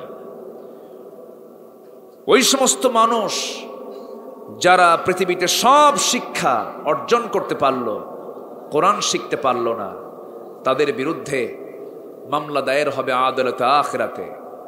আল্লাহ তাআলা আবার নিজে বলছেন, এবার আল্লাহ নিজে বক্তব্য কি দিচ্ছেন দেখেন। আল্লাহ রাব্বুল আলামিন বলেন, ইন্নাল্লাযীনা ইয়াকতুমুনা মা আনজালনা মিনাল বায়িনাত মা আনজালনা মিনাল বায়িনাতি ওয়াল হুদা মিন বা'দি মা বায়্যানাহু লিন-নাসি ফিল কিতাব উলাইকা ইয়ালআনুহুমুল্লাহু ওয়া ইয়ালআনুহুমুল লাঈনুন। নিঃসন্দেহে যারা ইয়াকতুমুন, যারা গোপন করবে, মা আনজালনা মিনাল বায়িনাতি ওয়াল হুদা, যা আমি নাযিল করেছি বায়িনাত সুস্পষ্ট প্রমাণাদি, হুদা হেদায়াত আমি যা নাযিল করেছি, যা আমি মানুষের জন্য, মা বায়্যানাহু লিন-নাসি ফিল কিতাব, যা আমি কিতাবের মধ্যে সব সুস্পষ্ট করে দিয়েছি। এত সুস্পষ্ট করে দেওয়ার পরও যারা এটাকে গোপন করবে, যারা আড়াল করবে, যারা রাষ্ট্রে চালাবে না, প্রতিষ্ঠানে চালাবে না, নিজের ব্যক্তি জীবনে এটাকে বাস্তবায়ন করবে না, আল্লাহ রাব্বুল আলামিন তাদের ব্যাপারে এত রাগ করেছেন, এত রাগান্বিত হয়েছেন যে তিনি নিজেই বলছেন, উলাইকা ইয়ালআনুহুমুল্লাহ, এই সমস্ত বান্দার উপরে সরাসরি লানতটা কার? আসতে বলবেন না, কার? আল্লাহর লানত। আমার বন্ধুগণ, কত ভয়ঙ্কর আয়াত আল্লাহ রাব্বুল আলামিন আরেক আয়াতে বলছেন, ইন্নাল্লাযীনা কাযযাবু বিআয়াতিনা ওয়াস্তাকবারু আনহা লা তুফাত্তাহু লাহুম আবওয়াবুস সামাই ওয়া লা ইয়াদখুলুনাল জান্নাহ হাত্তা ইয়ালিজাল জামালু ফি সাম্মিল খিয়াত ওয়াকাযালিকা নাজজিল মুজরিমিন। নিঃসন্দেহে যারা আমার আয়াতকে অস্বীকার করবে, ওয়াস্তাকবারু আনহা, এবং অহংকার প্রদর্শন করবে, তাদের জন্য আসমানের কোনো দরজা খোলা হবে না, আসমানের দরজায় তাদের জন্য খোলা হবে না। লা তুফাত্তাহু লাহুম আবওয়াবুস সামা, তারা কখনো জান্নাতে প্রবেশ করবে না। ওয়ালা ইয়াদখুলুনাল জান্নাহ হাত্তা ইয়ালিজাল জামালু ফি সাম্মিল খিয়াত। আল্লাহ তাআলা কি কঠিন বাক্য এখানে উপস্থাপন করেছেন। যেমন করে যেমন করে একটা সুঁয়ের ছিদ্র পথে, একটা সোঁচারের ছিদ্র পথে, চিকন ছিদ্র পথে যেমন বৃহদাকার উট প্রবেশ যেমন অসম্ভব, এই সমস্ত বান্দার জন্য আল্লাহর জান্নাতে যাওয়া তেমনই অসম্ভব। জোরে বলেন নাউজুবিল্লাহ। তাহলে আল্লাহর কালামকে গোপন করা, অস্বীকার করার কোনো সুযোগ আছে নাকি? আসতে বলবেন না, আছে নাকি? কিন্তু আমার দেশে বহু নামাজি লোক আছেন, বহু হাজি লোক আছেন, তারা নামাজ পড়েন কিন্তু আয়াতকে অস্বীকার করেন। আছে না? আছে না? নাই? আমার বন্ধুগণ, একটু কান লাগাবেন।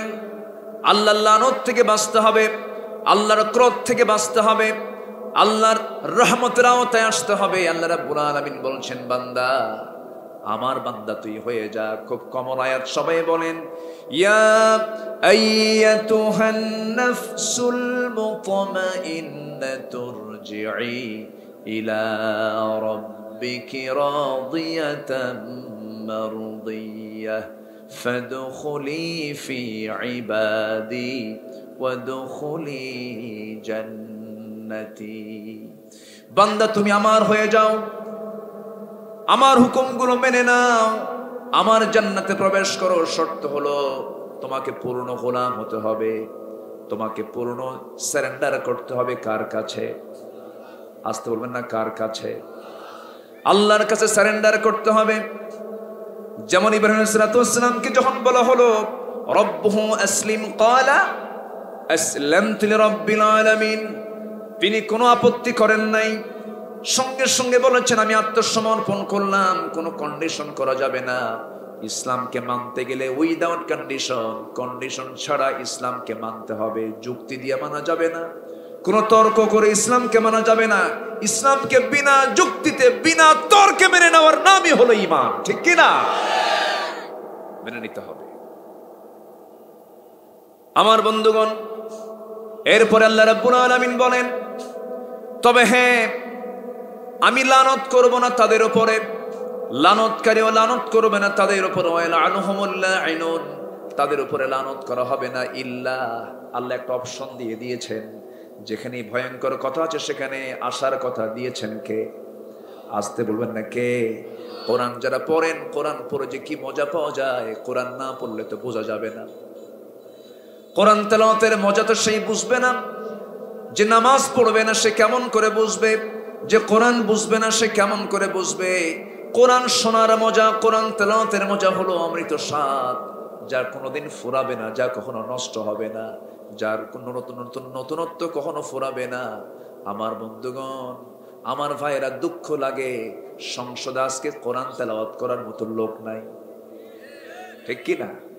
গান গাওয়ার একটা লোক ছিল 15 বছর, এবার তাও আউট হয়ে গেছে। এখন কোথায় যে ফাটাবে আল্লাহ জানে, ফাটাও। ঠিক আছে না? হ্যাঁ, ওরাই পছন্দ করে নাই। কোরআন তো পারেই না, আবার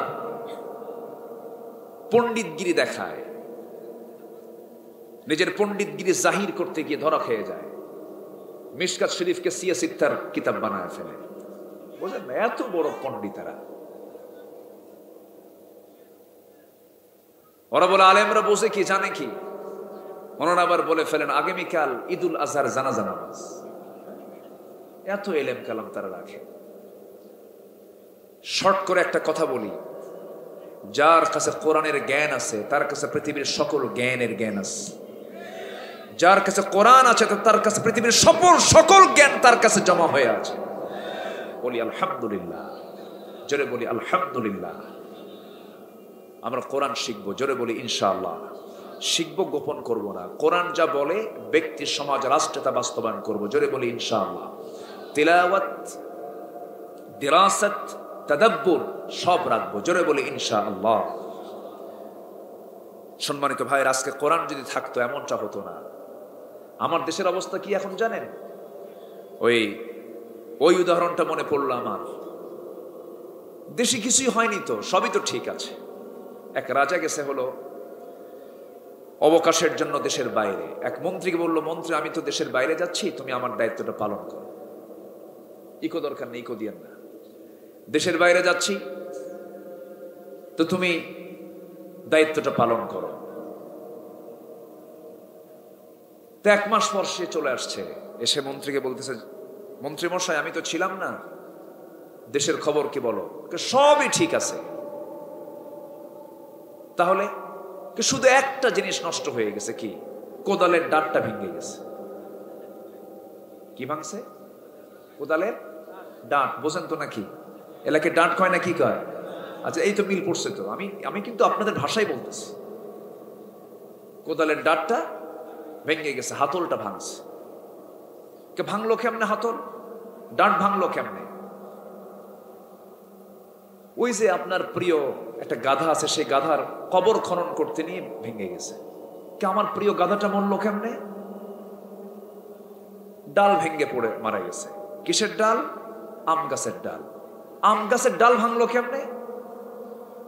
আপনার মার খুব শখ ছিল তো ওই আম গাছের ডাল দিয়ে যেন তাকে পুরানো হয় মারা যাওয়ার পরে। মানে আমার মা মারা গেছে নাকি? হ্যাঁ, আপনার মাও মারা গেছে। তুমি বলো কিছুই হয় নাই, আমার মা মরলো, আমার গাদা মরলো। তো আমার মা মরলো কেন? বলতে আপনার মা মারা গেছে হচ্ছে আপনার ওই তার নাতির মৃত্যুর কারণে। তার নাতি মানে আমার ছেলে মারা গেছে? হ্যাঁ, আপনার ছেলেও মারা গেছে। আমার ছেলে মারা গেল কেন? বলতেছে তার মা মারা যাওয়ার কারণে। মানে আমার ছেলের মা মানে আমার বউ মারা গেছে? কে আপনার বউ মারা গেছে? আমার বউ মারা গেল কেন? কেমনে মারা গেল? রাজ্যের রাজকোষ থেকে সব চুরি হয়ে গেছে। কামার রাজ্যের রাজকোষ সব চুরি হয়ে গেল, তুমি বলতেছো কিছুই হয় নাই, কোদালের ডাঁট শুধু ভাঙছে। আমার দেশের সিচুয়েশন আজকে এইরকমই। আসতে বলবেন না, জোরে বলুন ঠিক কিনা? এদেশের মানচিত্র রক্ষার জন্য, থামেন, এদেশের মানচিত্র রক্ষার জন্য, দেশের স্বাধীনতাকে টিকে রাখার জন্য যদি প্রয়োজনে বুকের তাজা রক্ত ঢেলে দিতে হয়, রাজি আছি। বাতিলদের কাছে আমরা দেশকে কখনো দিতে দেব না। রাজি আছেন কারা কারা? হাত উঁচু করে দেখান মুসলমান।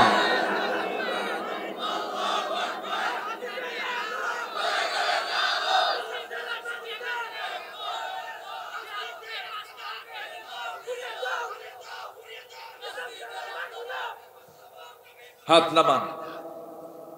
আল্লাহ সবাইকে এই ক্রাইসিস পিরিয়ডে সবাইকে সঠিক পদক্ষেপ নেওয়ার তৌফিক দান করুন। জোরে বলি আমিন। ফেরকাবাজি করেন না হুজুররা, বাদ দিয়ে দেন।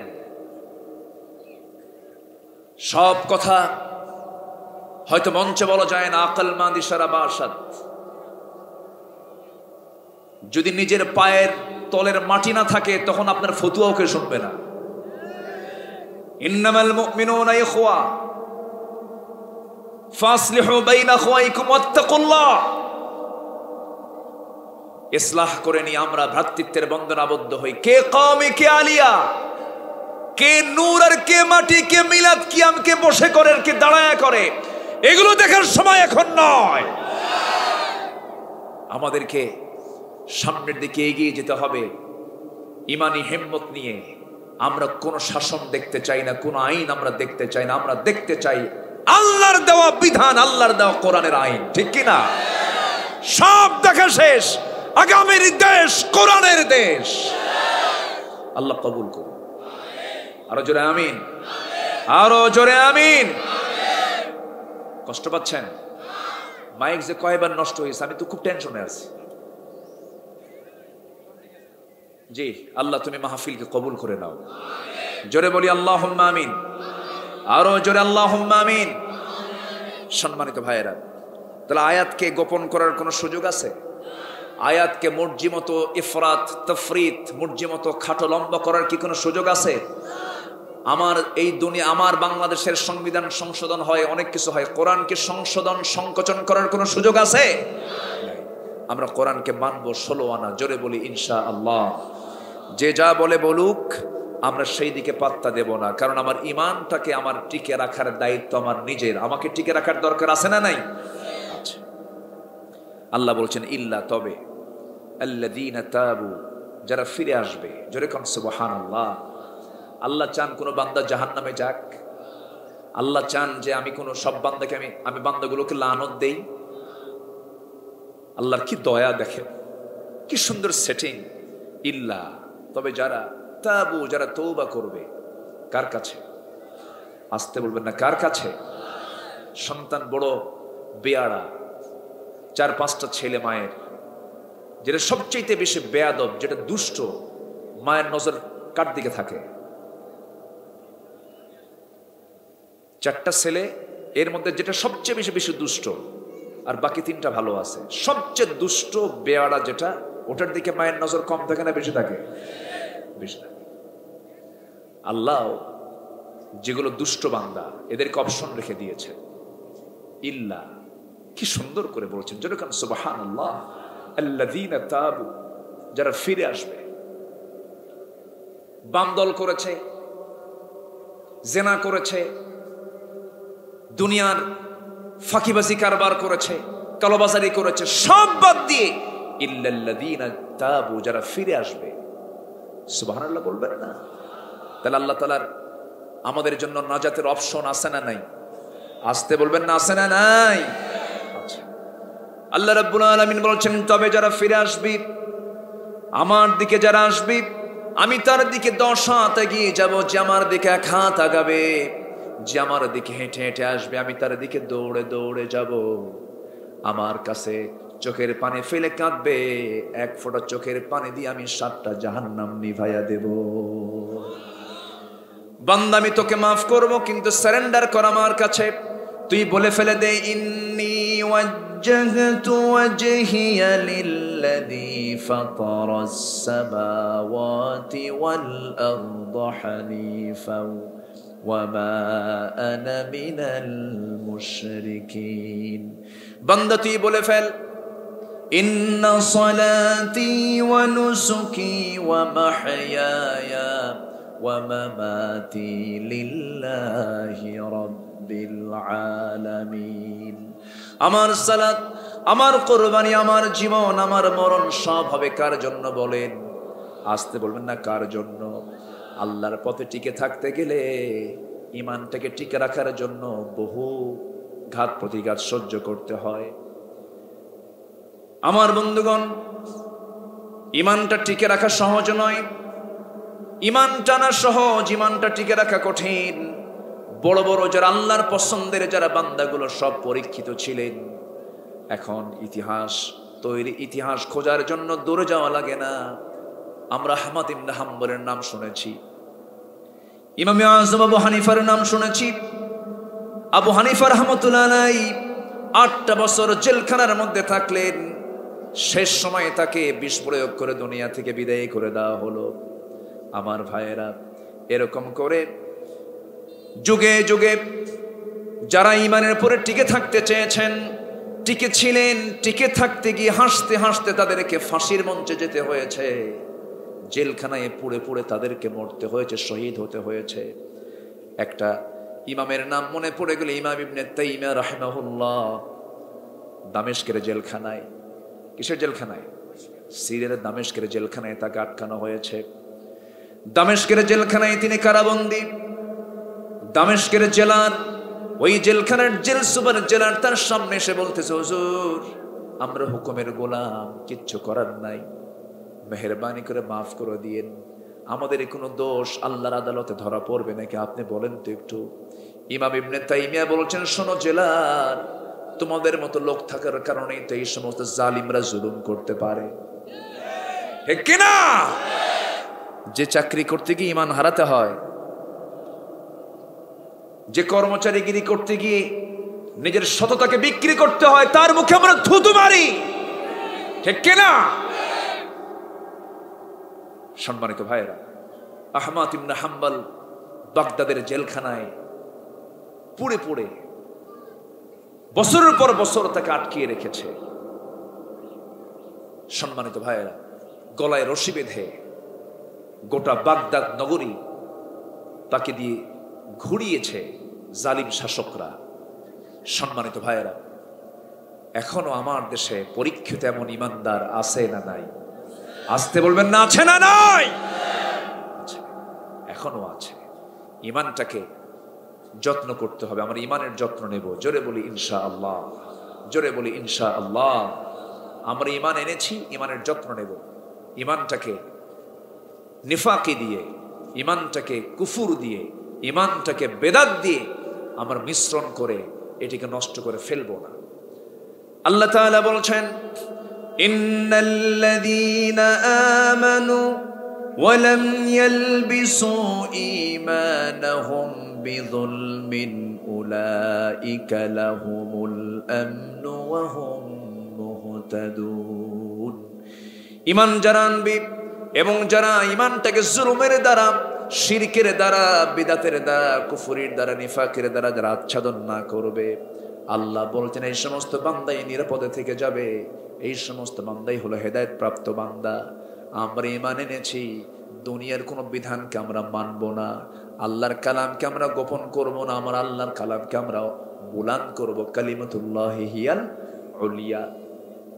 আমার ভাইয়েরা, ফিরে আসবো আমরা আল্লাহর পথে, ফিরে আসবো আমরা নবীর পথে, ফিরে আসবো আল্লাহর দ্বীনের পথে। এখানে কোনো কন্ডিশন করে ফিরে আসবো না। জান্নাত পাওয়ার জন্য পূর্ণ সারেন্ডার করতে হবে আল্লাহর আদালতে, আল্লাহর কাছে সম্পূর্ণ সারেন্ডার করতে হবে। আমার বন্ধুগণ, যুগে যুগে সাহাবে কেরাম, আম্বে কেরাম, তাদের জীবনগুলো আমাদের সামনে নখদর্পণে রাখা দরকার। দেখেন কেমন কোন ইমানটাকে যত্ন নিতে গিয়ে দুনিয়ার সব কিছু ছেড়ে দিয়েছেন। আব্দুর রহমান ইবনে আওফের দিকে তাকান। মিলিয়নার একজন সাহাবী ছিলেন, হাজার হাজার কোটি টাকার মালিক ছিলেন। সব কিছু ছেড়ে দিয়া তিনি মক্কা থেকে মদিনায় চলে আসলেন। বউ রেখে আসলেন, সন্তান রেখে আসলেন, কোটি কোটি টাকার বিজনেস রেখে আসলেন। সম্পূর্ণ রেখে এসে তিনি মদিনায় ইমানটাকে টিকে রাখার জন্য মদিনায় তিনি হিজরত করে চলে আসলেন। নবীর সামনে বসে আছেন তিনি একদিন। আমার নবীজি বলছেন, আব্দুর রহমান, এই চোখ আমার দুইটা সাক্ষী। তুমি মক্কায় কত ধনী মানুষ ছিলে, কোটি কোটি টাকার বিজনেস তুমি করেছো, বউ আছে, বাচ্চাও আছে। আজকে এত কষ্ট করে তুমি মদিনায় হিজরত করে আসলে, আব্দুর রহমান, তোমাকে দেখে আমার বড় কষ্ট হচ্ছে, তোমার কি কষ্ট হচ্ছে না? সঙ্গে সঙ্গে আব্দুর রহমান ইবনে আওফ বলেন, ইয়া রাসূলুল্লাহ, আমার চুল পরিমাণ কোনো কষ্ট নাই, কারণ সবচেয়ে বড় দৌলত আল্লাহ এবং রাসূলকে আমি পেয়ে গেছি। জোরে কোন সুবহানাল্লাহ, আর জোরে কোন সুবহানাল্লাহ। আমি আল্লাহ এবং রাসূলকে পেয়ে গেছি, আর কাউকে আমার প্রয়োজন নাই। রাসূল বলেন, আব্দুর রহমান, তোমাকে দেখে আমার বড় কষ্ট হচ্ছে, বউ বাচ্চা সব তুমি রেখে চলে আসছো। একজন আনসার সাহাবীর সামনে দাঁড়ালেন। রাসূল বলছেন, আনসার সাহাবী, এদিকে আসো, আমার আব্দুর রহমানের দিকে একটু নজর দাও তো, দেখো তো কিছু করা যায় নাকি। আব্দুর রহমানকে সঙ্গে করে নিয়ে ওই আনসার সাহাবী ঘোড়ার পিঠে তুললেন। মদিনার সবচেয়ে বড় দুইটা খেজুর বাগান দেখায় দিলেন। দুইটা বড় খেজুর বাগান দেখায় বলছেন, ভাই আব্দুর রহমান, আল্লাহ আমাকে এই দুইটা বড় খেজুর বাগানের মালিক বানায় নিয়েছেন। যে কোনো একটা তুমি পছন্দ করবে, আমি তোমাকে এখন এই দাঁড়িয়ে থেকে আমি তোমার নামে দলিল করে দেব। সঙ্গে সঙ্গে আব্দুর রহমান বলছেন, ভাই আনসার, আর কি বলবে বলো। এবার বলছেন, শুনুন, এই মদিনার কোনো মেয়ের বাবা আপনার সঙ্গে বিয়ে দেবে না, কারণ আপনার ঘর নাই, টাকা নাই, পয়সা নাই। আল্লাহ তাআলা আমাকে দুইটা স্ত্রী দান করেছেন, যে কোনো একজন স্ত্রী আমি তালাক দেব, আপনি তাকে বউ বানায় নেবেন। আমি আর কি করতে পারি আপনার জন্য? আব্দুর রহমান আনসার সাহাবীকে বুকের মধ্যে জড়িয়ে ধরে বলছে, ভাই রে, বউ তালাকও লাগবে না, খেজুর বাগান আমার নামে দলিল করে দেওয়া লাগবে না, যা বলেছে আমি খুশি হয়েছি। আমাকে ছোট্ট একটা বাজার দেখা দাও, বাজার ব্যবসা, একটু ছোট্ট একটা ব্যবসা ধরি আমি। ছোট্ট একটা বাজার দেখিয়ে দেওয়া হলো। বিজনেস করলেন, কয়েক রতি সোনা কামাই করলেন, আনি নয়, ভরিও নয়, কয়েক রতি সোনা কামাই করলেন। বিয়ের প্রয়োজন মনে করলেন, বিয়েটা করে নিলেন। নবীর কাছে সুন্দর পোশাক পরে আতর সুরমা লাগায় নবীর সামনে কয়েকদিন পরে হাজির হলেন। রাসূল তাকে দেখে বলছেন, ও আব্দুর রহমান, তোমাকে দেখে কেমন যেন মনে হচ্ছে, তুমি কি বিয়ে করেছো নাকি? হুজুর, আমি তো বিয়ে করে ফেলছি, তুমি আমারে দাওয়াত দিলা না। হুজুর, আপনাকে দাওয়াত দেব, কিন্তু আমার তো মনেই ছিল না। দেখবেন বিয়ের সময় অনেক কাছের মানুষও কিন্তু বাদ পড়ে যায়, বাদ পড়ে না, পরিস্থিতি বিয়ে শাদী হয়ে যায়। আমার নবীজি মনক্ষুণ্ণ হলেন না। নবীজি বলছেন, আব্দুর রহমান, ঠিক আছে, বিয়ে তো করেছো, কিন্তু আমার তো এতটুকু জানার দরকার আছে, তোমার তো টাকা পয়সা নাই, মোহরনা কেমন করে দিলা? বিয়েটা করলে টাকার তো প্রয়োজন হয়েছে তোমার। হুজুর, কয়েক রতি সোনা কামাই করেছি, ব্যবসা করে ছোট্ট ব্যবসা ধরেছি। আমার নবীজি এতটাই খুশি হলেন। আব্দুর রহমানকে বুকের সঙ্গে জড়িয়ে ধরে বলছেন, আব্দুর রহমান রে, আমি তোর জন্য দোয়া করি, তোর ব্যবসার জন্য দোয়া করি, তোর পরিবারের জন্য দোয়া করি। আল্লাহ, আমার আব্দুর রহমান ইবনে আওফের ব্যবসা এবং পরিবারে তুমি আল্লাহ বরকত দিয়ে ভরাইয়া দাও। যেরকম সুবহানাল্লাহ। এমন করে নবীজি দোয়া করলেন যে আব্দুর রহমান ইবনে আওফ আশারে মুবাশশিরের একজন সাহাবী ছিলেন, বদরি সাহাবী ছিলেন, উহুদি সাহাবী ছিলেন, খন্দকে গেছেন, বড় বড় যুদ্ধে তিনি অংশগ্রহণ করেছেন, এত বড় মিলিয়নার, একজন 1000 কোটি টাকার মালিক একজন সাহাবী, জান্নাতি 10 জন সাহাবীর মধ্যে অধিকাংশই সাহাবী ছিলেন ধনী মানুষ। ধনী হতে কোনো আপত্তি নাই, কিন্তু তারা গরিব হয়েছেন দ্বীনের জন্য, আল্লাহর দ্বীনকে কায়েমের জন্য। আমার ভাইয়েরা, আব্দুর রহমান ইবনে আওফ নবীর দোয়াটা পাইলেন, আল্লাহ তাআলা তাকে 13 সন্তান দান করেছেন মদিনায়। আল্লাহু আকবার।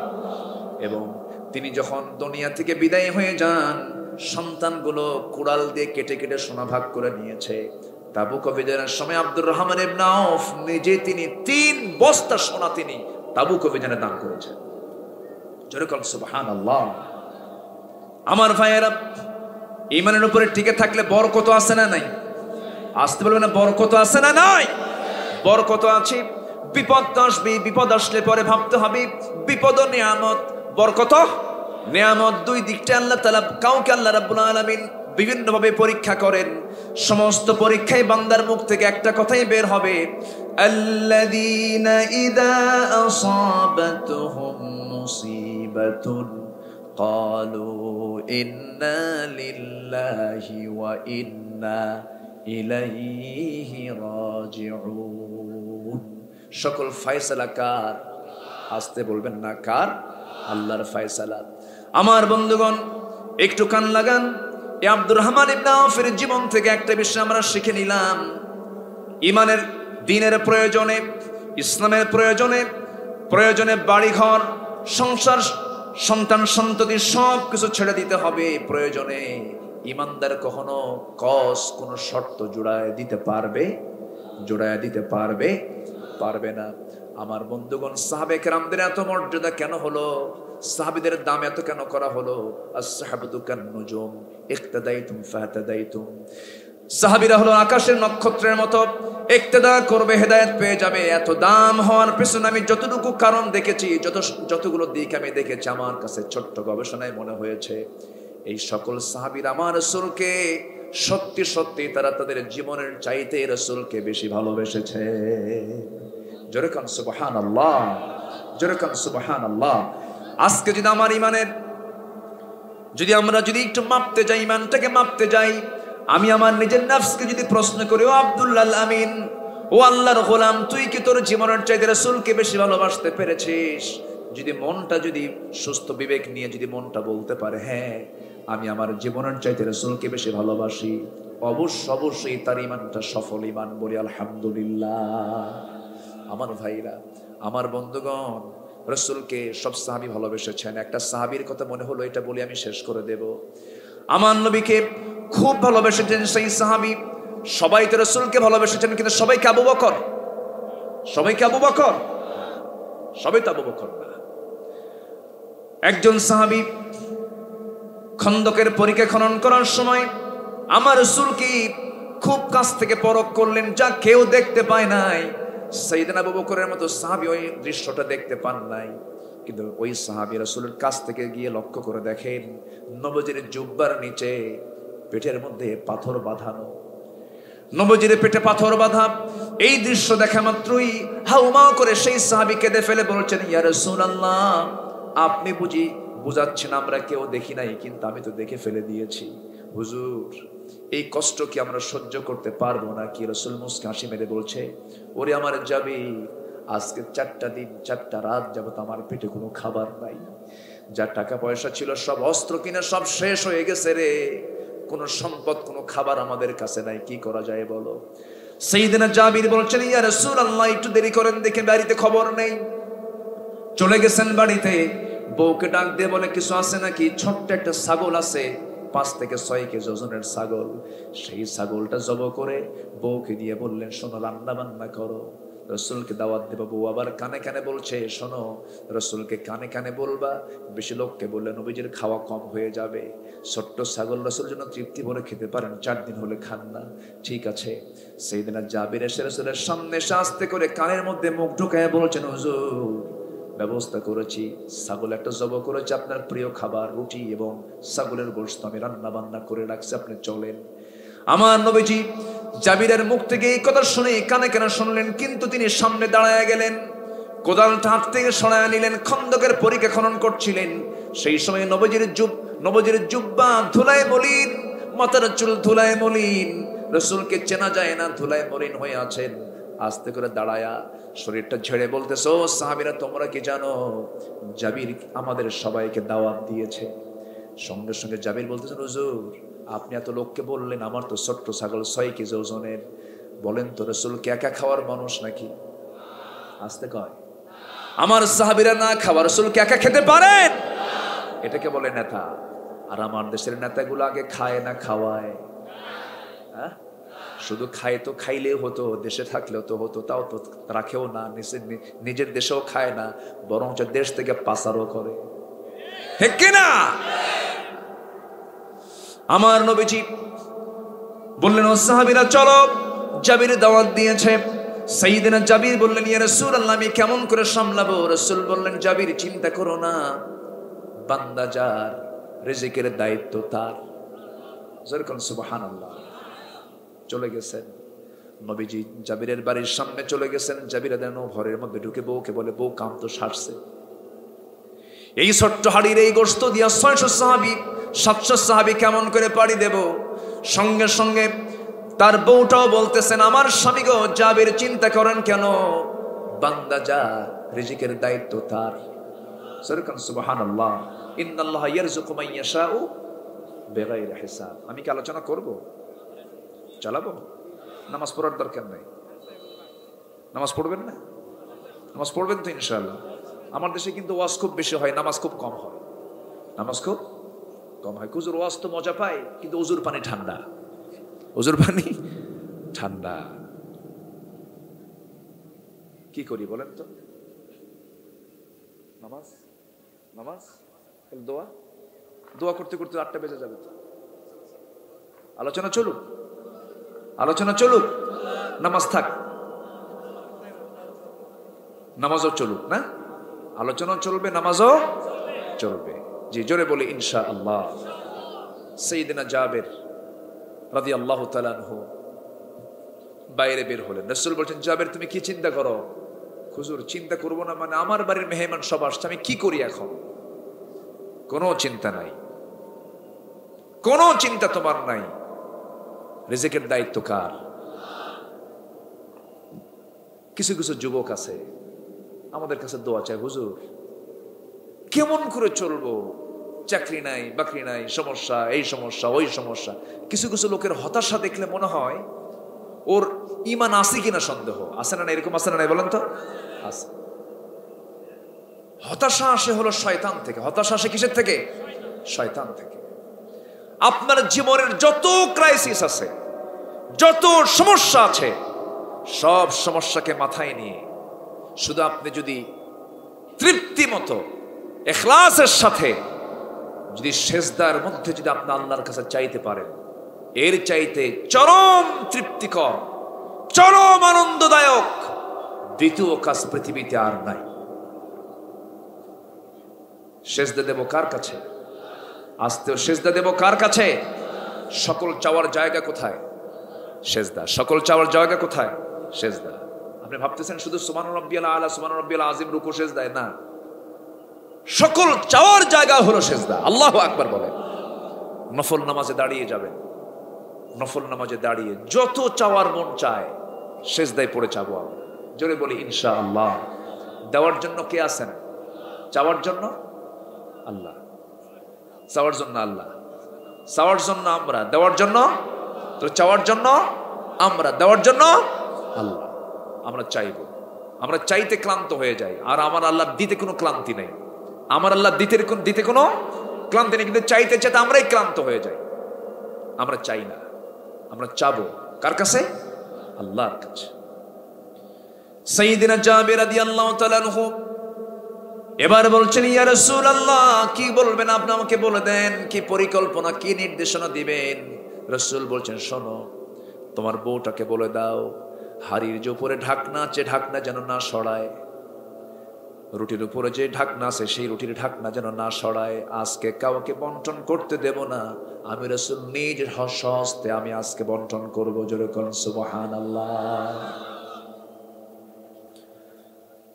আমার বন্ধুগণ, এই সাইয়্যিদিনা জাবির রাদিয়াল্লাহু আনহু একদিন নবীর সঙ্গে মদিনার বাইর থেকে উটের পিঠে চড়ে চড়ে আসতেছেন। তিনি এক উটের পিঠে, নবী যার এক উটের পিঠে, সাহাবে কেরাম আসতেছেন।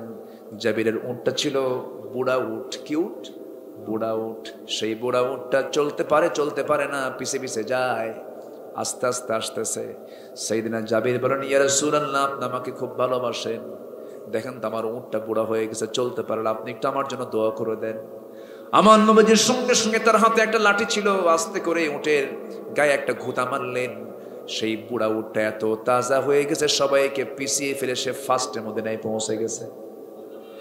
নবীজি বললেন, জাবির তুমি খুশি হয়েছো নাকি? হ্যাঁ খুশি হয়েছে। আর কি করলে খুশি হবে বলো? তোমার বুড়া উটটা আমি কিনবো, তুমি আমার দিবা নাকি? কে? আমি দেবো। বুড়া উট তো আপনি নিয়ে নেন। টাকা দিলেন।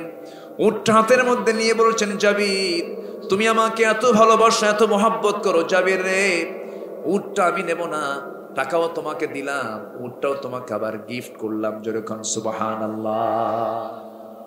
নবীজির সঙ্গে কিছু কিছু সাহাবীর গভীর সম্পর্ক ছিল। আবু আইয়ুব আনসারী রাদিয়াল্লাহু তাআলা আনহু, সাইয়্যিদনা আবু বকর, আনাস বিন মালিক, একটা এক্সট্রা আলাদা সম্পর্ক তাদের সাথে ছিল। সব সাহাবী, কিন্তু নিকটতম কিছু সাহাবী ছিলেন। আমার নবীজি হাড়ির কাছে গেলেন।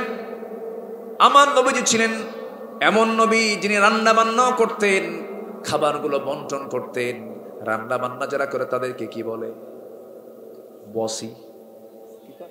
বস্তি না কি কয়? মানে বাবুর্চিকে কি বলে? বস্তি। হ্যাঁ, দেখেন আপনাদের অনেক ভাষা কিন্তু শিখে ফেলছেন। ডাট কইলাম, আর কি গামলা কইলাম, এরপরে বস্তি কইলাম। ওই যে রাস্তায় চলতে নিয়ে দেখবেন কিছু মানে গাছ ঘেরাও দেওয়ার জন্য কিছু বেড়া দেয়, আরেকটা বেড়া আছে টিয়ারা। আছে না নাই বলেন তো? আছে। বলেন এই টিয়ারা কি এই চট্টগ্রাম ছাড়া কোথাও কোথাও আছে? খুঁজে পাবেন আপনি? বেড়া খুঁজে পাবেন, কিন্তু টিয়ারা শব্দ কোথাও পাবেন না। এরকম করে আমি একটু চেষ্টা করতেছি, কিন্তু এটা আমৃত্যু হবে না, পারবো না আপনাদের ভাষা রপ্ত করতে। কারণ এই ভাষা পূর্ণ রপ্ত করতে এই এলাকায় জন্ম না নেওয়া হবে না, এটা তার ইহ জন্মে হবে না। আমার নবীজি ঢাকনা খুললেন। ঢাকনা খুলে নিজের নবীজি নিজে বন্টন করা শুরু করলেন। বন্টন করতেছেন, সাহাবীরা খাওয়া শুরু করেছেন। বিসমিল্লাহ বলে বন্টন, নবীর হাতের বিসমিল্লাহ, নবীর মুখের বিসমিল্লাহ, সবাই বন্টন করা। রাসূল সবার হাতে হাতে রুটি দিয়েছেন, গোশত দিয়েছেন, সবার খাওয়া শেষ হয়ে গেছে। চুল পরিমাণ গোশত কমে নাই, জাবিরের বাড়ির রুটিও কমে নাই। জোরে কোন সুবহানাল্লাহ। রিজিকের দায়িত্ব কার? আসতে বল, রিজিকের দায়িত্ব কার? রাসূলকে বড্ড জাবির রাসূলকে ভালোবেসেছেন। আমরা ফিরে আসবো আল্লাহর পথে, ফিরে আসবো নবীর পথে, ফিরে আসবো ইসলামের পথে। ইল্লাল্লাযীনা তাবু ওয়া আসলাহু, ঠিকঠাক করে নেব, ওয়াবায়্যানু, সুস্পষ্ট করে নেব। ফাউলাইকা তুবু আলাইহিম, আমি তাদের তওবা কবুল করব। আনা তাওয়াবুর রহিম, আমি হলাম বড় তওবা কবুলকারী এবং রহমওয়ালা। আল্লাহ সবাইকে আমল করার তৌফিক দান করুন।